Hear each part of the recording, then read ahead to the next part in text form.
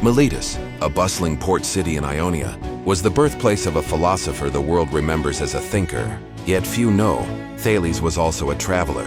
For many, he was just a teacher measuring shadows or gazing at the sky. But for those who lived in his time, Thales was a man who challenged the sea again and again. Waves, storms, and fragile wooden ships were not obstacles. They were bridges to ignite curiosity. He often stood at the docks staring at the horizon. Phoenician ships with purple sails brought spices and stories. Egyptian merchants whispered tales of towering pyramids. Foreign sailors spoke of stars that could guide their way. In all this, Thales saw something more precious than gold, knowledge hidden within journeys. Each time the sails unfurled, Thales sailed not merely to trade, but to learn. He questioned sailors, recorded currents, observed constellations. At sea, he discovered that the world was far larger than the Greeks imagined.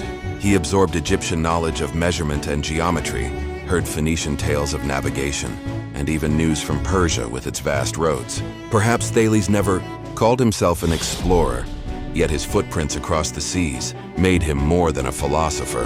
He was a bridge between civilizations. To him, the ocean was not just a distance. It was the open pages of a vast book to be read. For the ancient Greeks, the night sky was filled with myths. Constellations were seen as gods or heroes. But for Thales, the stars were tools. When Milesian ships sailed far from shore, he noticed certain stars always appeared in the same direction. From this, he learned that stars could be compasses. The Phoenicians had long used the North Star for navigation. But it was Thales who carried this knowledge to Greece. He did not merely imitate, he reinterpreted. He taught that the stars were reliable guides, not just religious symbols. With that, the Greeks dared to venture farther into the seas. Imagine a philosopher standing at the bow of a ship, his hair whipped by the night wind. He points to the sky and tells the sailors, "Follow that star, and we will not be lost." From that simple moment was born a Greek tradition of navigation that would one day reach across the Mediterranean. For Thales, knowledge was not only to be thought about, but to be practiced. The stars were not ornaments of the heavens, but keys to mastering the sea. Thales' journey to Egypt was more than legend. Ancient accounts say he studied directly with Egyptian priests. On the banks of the Nile, he witnessed how Egyptians built colossal pyramids with astonishing precision. For them, it was work for the gods. For Thales, it was an open laboratory. There he learned to measure the height of a pyramid without climbing, it using only a stick in the sun's shadow. The simple principle of similar triangles became his secret weapon. The priests were amazed, yet wary. This foreigner had grasped secrets they guarded through ritual. Egypt gave him more than geometry.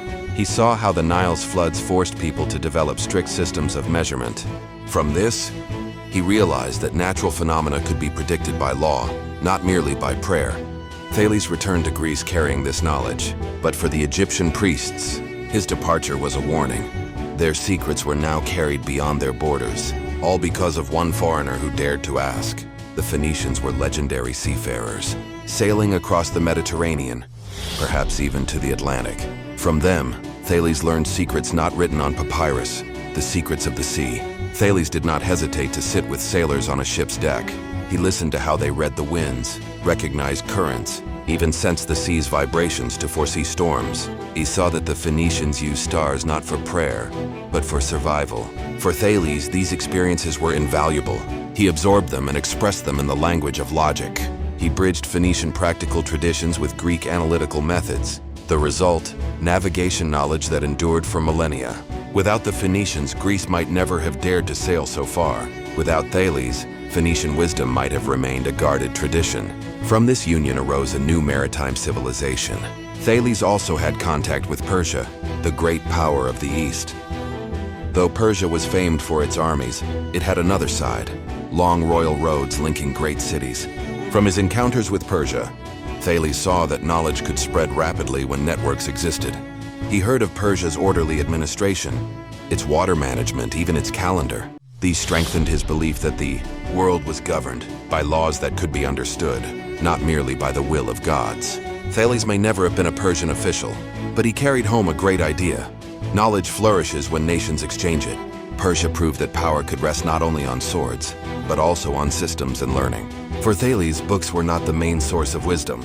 The sea was his school. Each voyage brought new tests, storms, shipwrecks, misread stars. From all this, he learned more than any debate hall could offer.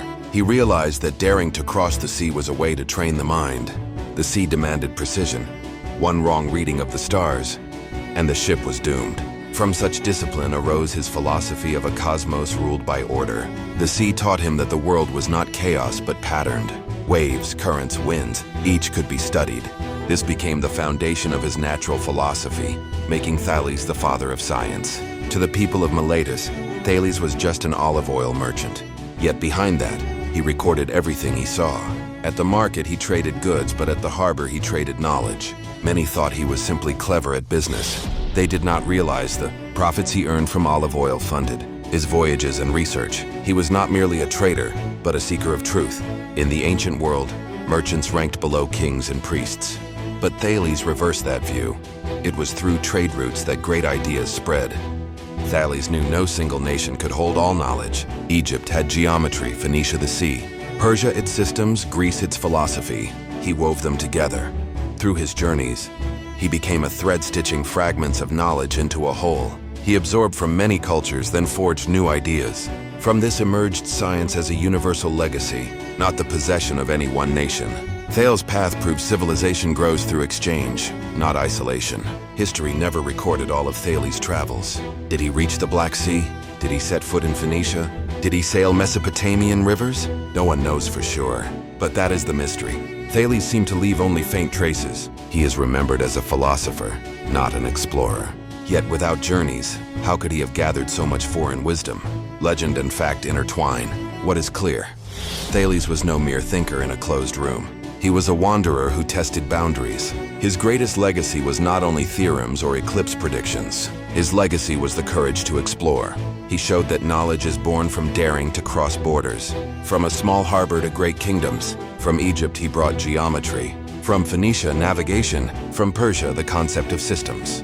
He wove them together into the foundation of science. That is why Thales deserves to be remembered, not only as the father of philosophy, but also as a hidden explorer. The sea was his teacher, and the world his inheritance.